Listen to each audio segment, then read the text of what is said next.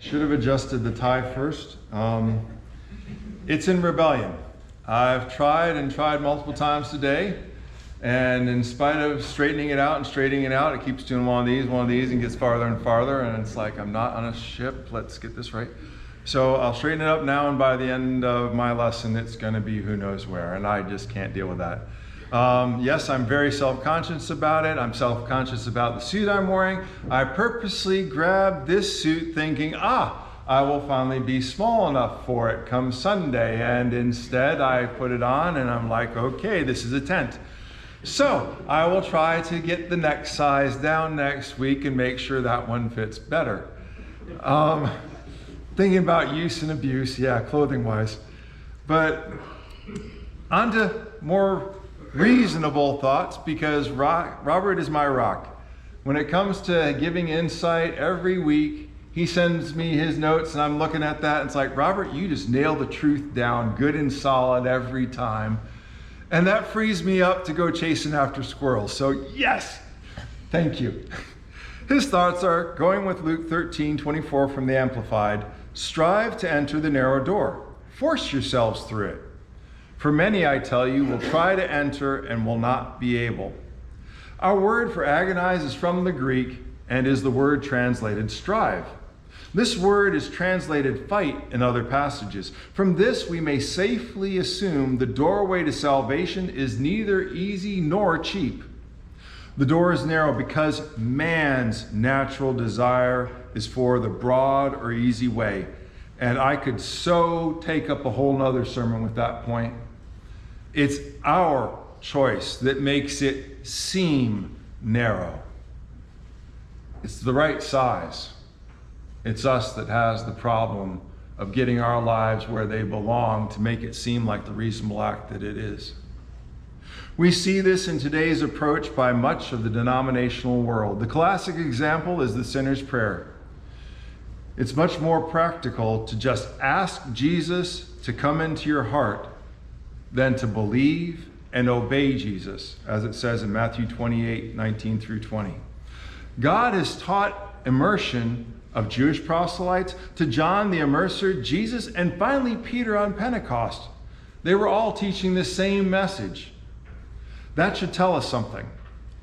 All of this history, example, and command must be there for a reason. Only man searching for an easier way could believe faith alone is okay. The question is this really faith? The truth is, whatever is cheap and easy usually turns out to be of little value. The things that are of real value cost the most. And you saw the background. This is from over on Ormond Beach, and I was getting ready to head out for my walk. And it was a use or abuse kind of moment. Because there I am looking out, taking my couple of pictures, and the man next to me says, yeah, the weatherman says it's not going to hit land till 11 o'clock. I look at my watch, 9 o'clock. Okay, I can walk for 45 minutes out, 45 minutes back, and I will beat the rain by half an hour. How many here believe you're supposed to use a weatherman like that? No way. I was being oblivious or I don't know what. So I got half an hour heading south and I felt the first drop of rain. I turned around. I got 15 minutes back and I was waterlogged. So much for that kind of use. You got to know how to properly use something. And in this case, I did not properly use the weatherman's judgment with a cowlick-sized grain of salt. Then there's this other story, the cookie. When it came to Christmas, all the holiday type of seasonal cooking and so forth, my mom cooked up a storm. I baked. So if it was anything out of Betty Crocker in the baking section, that was me. And I'm talking about 8, 9 years old is when she taught me to cook.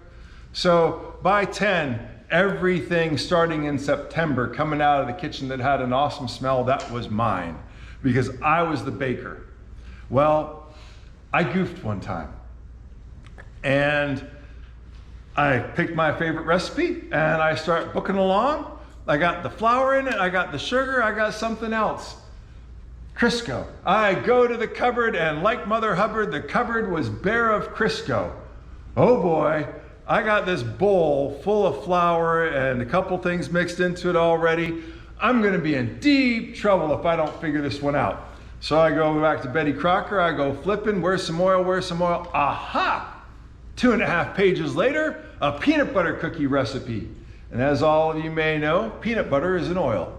So I substituted peanut butter and I began with the peanut butter in the peanut butter cookie recipe. And I got about 1/3 of the way past the peanut butter and all of a sudden, I think I didn't have baking soda or whatever. It's like, oh man. And I go flip, flip, flip, aha. And I could remember at that time what the right substitute was going to be for baking powder, and I went with the last third of that recipe. And I mixed it all together, and it tasted awesome. And my dad comes through and is like, that smells real good. He takes it, oh, that's delicious. What was it? Well, it's 3 recipes, Dad, because I didn't have this and I didn't have this. Oh, did I get a tanning? Because I didn't make sure I had all the ingredients I needed. Now you gotta understand, my dad and I are 2 different people. Dad's an electrical engineer. With electrical engineering, it works or it doesn't. You do it right, or if Terry was here, he'd tell you when you mess around with electricity the wrong way, you die. So for him, there is right, and then there is you blew it. As far as he was concerned, I so blew it. Didn't matter how it tasted. I, however, am a computer guy. My job is to make it work no matter what. And that's how I taught my daughter. Sierra cooks and she makes it work no matter what. And she does an awesome job at it. So, did I use the recipe? Yeah, I used my knowledge more than I used the recipe. But, did I make the cookie that the first recipe said? No. Just because it looked like a cookie, tasted delicious. Let's say that the first recipe I was working from was the one that's got the Hershey's Kiss on top of it, and it sort of got a little bit of peanut flavor to it, but not a lot. Crisco would have been the thing that you were using as far as your grease in that one. The resulting cookie didn't look anything like that. And if that's what I was paid to make, would you be happy with something that looks more like a peanut butter crisscross than something that the whole reason for the cookie was to have that Hershey's Kiss on the top of it? No, that wasn't the right thing. And I'm going on about this because sometimes people miss the point about Christianity. There's Christianity following God, and then there's that other thing. It can look real good. It can feel real good. But if it isn't what God was asking for, does that make it good? Or does that make it what you feel comfortable with? Let's dig into the lesson. 13:22 through 25. And he went through the cities and villages, teaching and journeying toward Jerusalem. Then one said to him, Lord, are there few who are saved? And he said to them, strive to enter through the narrow gate. For many, I say to you, will seek to enter and will not be able. And as it says in the bulletin, that word seek is one that caused me problem when I'd read this verse. Because if you seek and you can't find, was it your fault? Because it must have been hidden really well if you went seeking and you just couldn't find it. It's not my fault, Lord. I couldn't. Except what am I doing when I stop right there? I'm stopping at the point that makes me happy. Hey, you can't blame me. I did what I could. I sought, and it was just too well hidden. Not everybody's going to make it. God even said so right there in his word. Except Except if you were to look at the definition for the word seek, one of those definitions is to ask. And if we'd continued reading, then with verse, I'm sorry, brain freeze, my own brain freeze on safe, because I talked over that point. The next thing that happens in verse 25.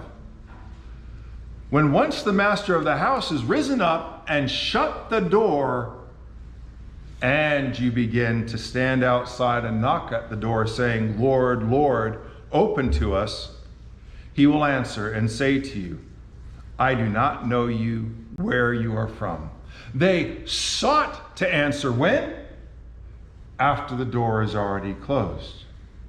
Is seeking to enter after the door is already closed, when you know what time the door is closing at? Is that really striving to get in? Or is that like the plane that leaves at 9 o'clock and you show up at 9:05 and wonder why you didn't make it? You knew what was expected. Are you really striving when you're arguing with the person at the counter? I'm supposed to be on that flight. Boarding finished at 10 till. It said on your flight ticket, you need to be here an hour and a half before departure so you can get through steps X, Y, and Z so that you're on that plane. What was the first thing ignored? Be there an hour and a half early. But I tried to get on. Were you there an hour and a half early? Well, no, but I really want it on bad. The word that's there in Greek for seek, unfortunately, doesn't get translated at all. It's plead, as in desperate. Those who are going to seek and not find are going to be desperate over the mistake they made. Because did they read and know it said, be there an hour and a half early? Well, that applies to other people. I'm sure I can make it in time. I don't have that kind of time to waste sitting around an airport an hour and a half. What's more important, being on that plane or my special time? Because I am that important. What's more important, following God and his word? Because he's not putting it out there for the fun of it. He's putting it out there for what's best for us. He's not wasting our time. He's using it to the best means possible. And yet, what do? Well, I barely had enough time to fit in services this week. Whoa, time out. Would you say that about getting to work?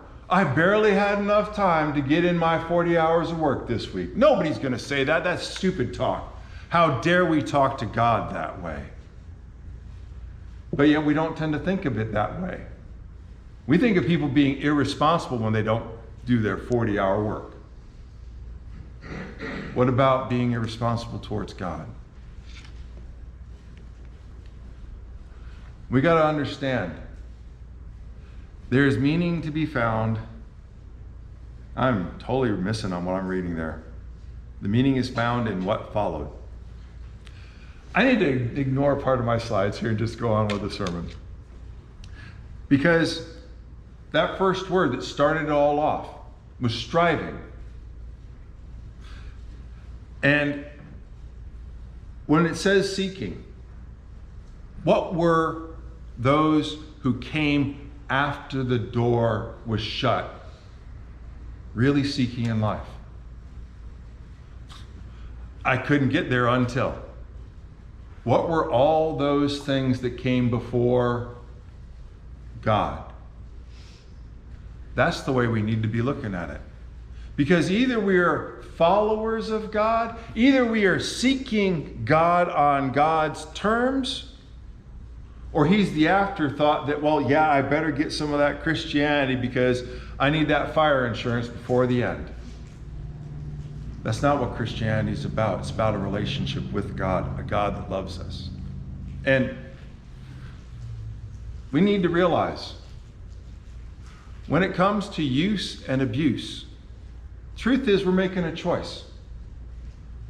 Because we know what we're being asked. looking for the simplest way to do it? Is that the kind of relationship you want with your spouse? Well, I do what I have to do to make sure that it's good enough. Is that the kind of relationship we want? And in 1 Timothy 2:14 and 15 it says, "And Adam was not deceived, but the woman being deceived fell into transgression. Nevertheless, she'll be saved in childbearing if they continue in faith, love, and holiness with self-control." This is another one of those passages that's a blast to take out of context. Tyler has gotten an A+ more than once. One of those was on a final. His paper was Baby Savers Church, because right here you've got the alternative to baptism. Through childbirth, a woman shall be saved. You don't need baptism. You can blow this one real far out of context. That's in the joking way. And yes, okay, people tend to blow this out of context in the other way. This is just Paul. Paul's a male, messed up, rah, rah, rah, rah, rah.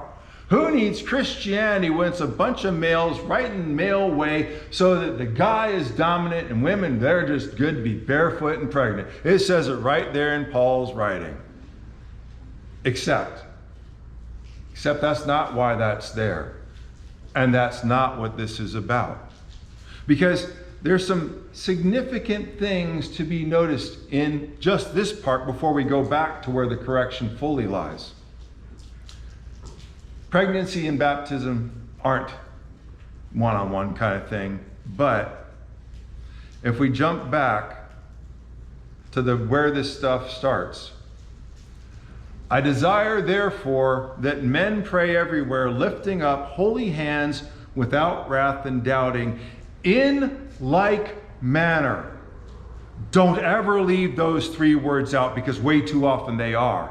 "In like manner also, that the women adorn themselves in modest apparel with propriety and moderation, not with braided hair or gold or pearls or costly clothing, but which is proper for women professing godliness and good works." And this is an in like manner message. This isn't just to the women. It's the men and the women who were both messing it up royal.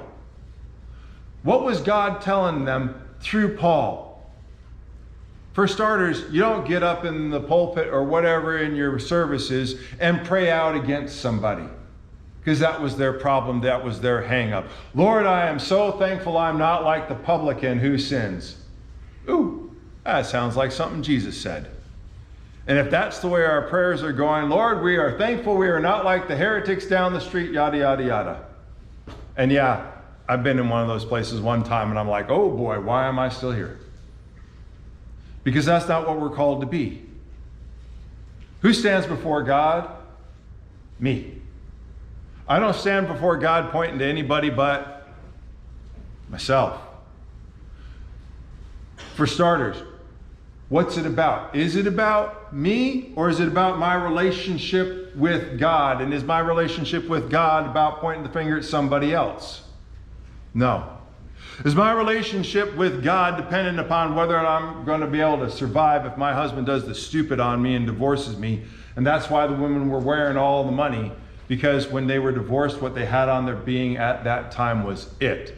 So you bankroll it in your hair. You bankroll it by wearing 3 levels of expensive clothes. Because if he says, I divorce thee, I divorce thee, I divorce thee, it's done, and what you got on you is it.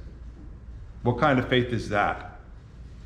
If you're married to a Christian man, it's not. What's the message you're showing to the world when they walk in the door and they hear you blessing out somebody down the road as not being good enough? You're sending the wrong message, just like that apparel was sending the wrong message. And if you want to jump back to that passage about childbearing, think about it. When a baby comes into the world, what do you want to do for it? You want to care for it. You want to show it love. You want to nurture it. You want to help it to grow. Those all sound like really strong Christian attributes. Childbearing, raising a child, are things that help attune women even better to a Christ-like life. That's a blessing from God. And we should learn through that and grow through that. And I'm talking about the men too. Like it says, in like manner. Hello, guys, wake up. Because it didn't say, and she. It said, they. Mother, father, together will grow, will be saved. Not by, through. If I stand on this side of the tunnel, have I gone through it? Or have I yet to do something right? I've yet to do something right. Continue in faith, love, and holiness with self-control, because that is the through that gets you to that aspect of salvation. That is the through that when you grow in these ways, oh, wow, they look so familiar. Could part of that be about the fruit of the Spirit, what we're supposed to become? Oh, yeah. If it's what we're supposed to be growing and what we're supposed to be developing, it is what is carrying us toward that right end. Got a big smile? This was the first wildlife I met. And he was there to greet me, and I'm looking down like, whoa! And then all of a sudden he moved. It's like, whoa, he's alive. That's the first time I've seen a blue crab alive instead of eating it on a plate in front of me. And here's where he was hanging out. I guess he was the stealth ninja of doom guarding the entrance. And this is part of the stuff that I was thinking about when I was out on that beach. Because I was walking up and down the beach, and every time I'd go out for a walk, it was time to be thinking about my sermon stuff, thinking about what that weatherman had done to me, thinking about the fact that poor little guy, as Vicki pointed out to me, could not have gotten up the stairs to get up to where he was saying. Now, he could climb up and down that thing because I saw him moving on it to begin with. But climbing up the stairs, I think he got to help. He wasn't the poor only one that I saw. Yes, that is a shark that guy has by the tail. He reeled it in and then had to unhook it and had to help it out in that water. And boy, was that shark stupid, because he kept going back towards land. But the truth is, thinking about those things, we face everyday decisions. When it's on the beach, when it's in work, when it's in the grocery store. One of the things we talked about in the men's class, yeah, when you're on the beach, boy, can you see some of the wrong things. I can tell you right now, there is only, beyond those two things that I saw, one other thing I can tell you I remember. And that was the other form of wildlife. Wildlife was about 1.5 feet tall, wearing a pink outfit and this big old purple hat. She was the cutest wildlife there. And she was out there on the beach with her dad. I don't remember a single other outfit from the beach. Because my thoughts the whole time I was walking up and down that beach is, how am I going to prepare for this sermon? How am I going to work on the first and second lesson for the prison ministry stuff that I'm working on with Don Brooker? And I was thinking, man, God, you make an awesome world. That was a cool crab to have seen. I finally got to see the blue crab. That was the first time I've seen a shark up and that close and personal. I made sure I let the shark be at his personal distance. You know, that proper safe distance thing. I like to keep all my toes. But seeing that other little wildlife, because that other little wildlife reminded me, why am I here? I'm here because I want to make sure people like that little person have an opportunity, a right kind of opportunity. When we look at Romans chapter 10, verses 8 through 10, it says, but what does it say? The word is near you, in your mouth, in your heart. What is the word of faith which we preach? That if you confess with your mouth the Lord Jesus and believe in your heart that God has raised him from the dead, you will be saved. And that's where people like to stop. There you go. Like Robert said, sinner's prayer. I confessed it with my mouth. I believe it in my heart. All I got to do now is toss on that little bit of pixie dust and voila, I'm saved. Done deal. It's all good. Wow. All it takes is 2 verses from the Bible to get you from here to there. Let's go ahead and finish off, because I left off verse 10. You will be saved.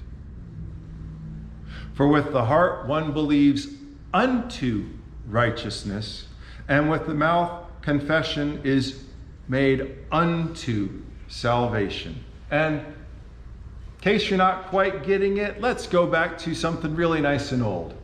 The way it was originally said until they modernized it a little bit. Unto death do us part. Well, how many when you get married expect death immediately? I do. Wa-boom! You're dead. Thank you very much. Next. Unto doesn't mean I'm expecting it right now. If all of what went on before, saying it, believing it, is unto our salvation, guess what? It sure as the world doesn't stop there. Then jumping back though, because again, just like with 1 Timothy, there's a bit more that's in the beginning. With verse 3 of that chapter, for they being ignorant of God's righteousness and seeking to establish with their own righteousness, have not submitted to the righteousness of God. That's the part that we don't look at oftentimes when talking about, oh yeah, just confess and believe. And if you don't pay attention to the words that are there, you come out with a really wrong answer. Oh, but we've got a praise course, and we go out and do these kind of food drives, and all of our members show up and they get their fair share of it, and yada, yada, yada, yada, yada, yada. I'm sorry. God's way or not God's way? But the other way looks so good. God's way or not God's way? Who am I married to? I'm married to Vicky. Is it going to look good and sweet if I'm good and sweet to some other woman? But I'm good and sweet to him. I'm loving to him. I'm all these other things. Isn't that goodness good enough to make it right? No, there's one right and there's everything else. There is following and seeking God. And there's everything else. Salvation that claims to be better and easier than God's salvation. Following some other shortcut. Sorry, there isn't one. If it's not of God, there's only one other answer in this equation, no matter how good it may look. We began back in Luke 13, starting with 25. When once the master of the house has risen up and shut the door, and you began to stand outside and knock at the door, saying, Lord, Lord, open for us, and he will answer and say to you, I do not know you, where you are from. Then you will begin to say, we ate and drank in your presence, we taught in your streets. It was a church building, we did the churchy thing. Doesn't that automatically make it right? I can remember a Church of the Holy Rollers.